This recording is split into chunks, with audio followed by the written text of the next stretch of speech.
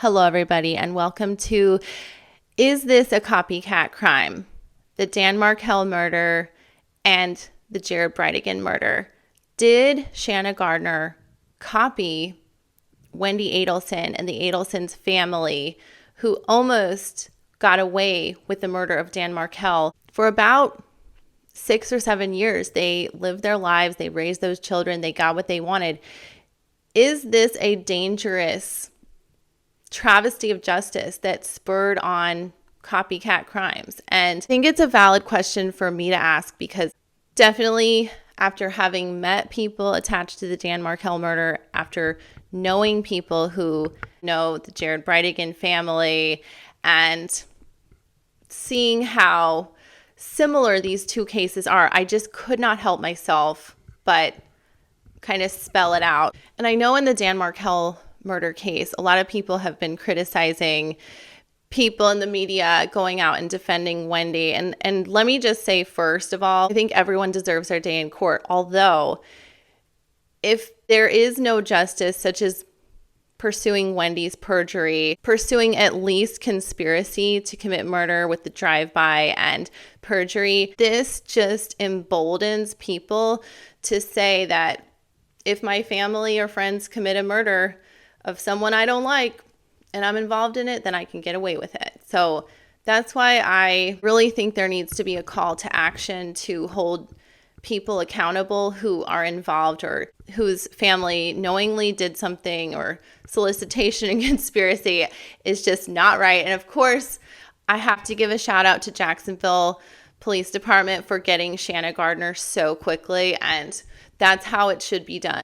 We don't even know the evidence against Shanna yet. I'm assuming it's overwhelming because she just kind of sat there in the police car and, kind of smirked and smiled, just like Donna Adelson. But let's just go over the things that are so shockingly similar in this case. Even their, smug look on their face, kind of like just the smug arrogance of the family money that could get them out of everything. And of course, we know Shanna has hired Jose Biaz to get her out of this, but can't wait to see what Shanna's defense will be. I wonder if it'll be similar to Wendy's. Just, I didn't know. I didn't do it. Just like Donna, I didn't do it, So let me send it to a clip of some of the most shocking examples of how this possibly could be a copycat crime, and why I want a call to action for the state of Florida to hold all members of the conspiracy to commit murder of Dan Markel held accountable, including Harvey Adelson and Wendy Adelson. So let's send it to that clip right now of this possible copycat crime.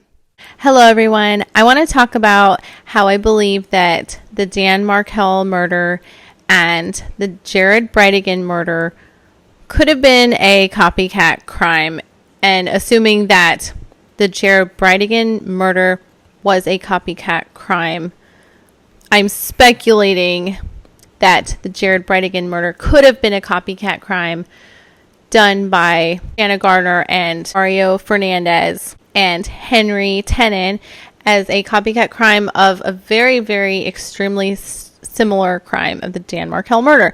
So let me just go through about 7 or 8 things that jump to my mind, and I want you all to talk about in the comments below if you can think of anything else that would make this a copycat crime. And I'm going to start with the first one. This was a divorce murder for hire with 2 children. Wendy had 2 children that were about 5 or 6. Jared Bridegan had 9-year-old twins at the time that he shared with Shanna Gardner. Wendy Adelson was fighting for custody to go to South Florida, and Shanna Gardner, I believe, wanted to take her kids to Washington State, where she did in fact end up taking them after the murder. And then Wendy Adelson did in fact end up taking her children to Miami, Florida. It was definitely over custody, divorce, custody, tumultuous situations on both sides of those families, of those murders. Another striking detail in this alleged copycat crime is both females ex-husbands were ambushed in their car. Wendy Adelson's husband, Dan, was ambushed inside the garage of his car. Sitting in his car, he was ambushed by Sigfredo Garcia, shot in the face twice, and in his garage. And Jared Bridegan was ambushed pretty much by his car, but on the side of a road with a tire in the road, blocking his roadway. He had to get out of his car. And I need to also mention that there was a baby in the car. Bentley was sitting in the car. A 2-year-old was in the car. That's why there's an additional 4th charge to all of these conspirators in the Jared Bridegan murder, child endangerment or child abuse. So both were in ambush in a car or by a car. I don't know. Let me know in the comments below why you believe they chose to ambush these men in their car. All right. Both have minorities involved in the murder for hire, either being the trigger man or the conduit.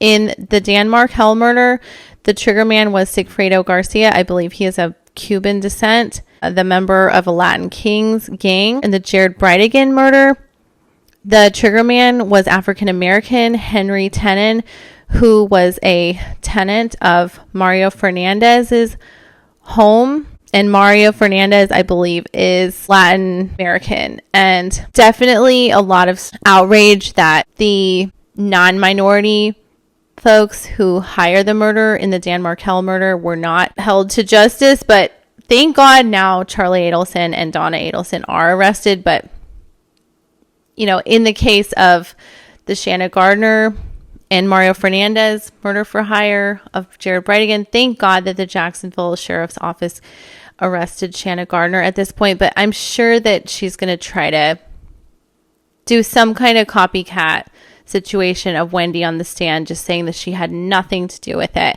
And Jared Bridegan's murder also took place in 2022. The murder of Dan Markel took place in 2014, but there have been numerous specials about it and numerous speculation as to how the Adelsons have gotten away with it for so long, being free for about 10 years and getting child custody. That's just my take on the whole murder for hire situation and rich versus poor, etc., etc. And that takes me to the next one. Both Shanna Gardner and Wendy Adelson come from a very extraordinarily wealthy family. And I'm talking like multimillionaire status here. So I'm not sure of Shanna Gardner's family's wealth at the time of her murder, but I know that Wendy Adelson's wealth was upwards of $8 million in 2014, and it just dwindled after that. But these rich families think that they can get away with anything. The Stamping Up fame that Shanna Gardner has, they are definitely worth millions. Shanna purchased a house after she took the kids to Washington State. Her parents purchased her a house for $1 million. Shanna has also hired powerful lawyers, much like Wendy Adelson.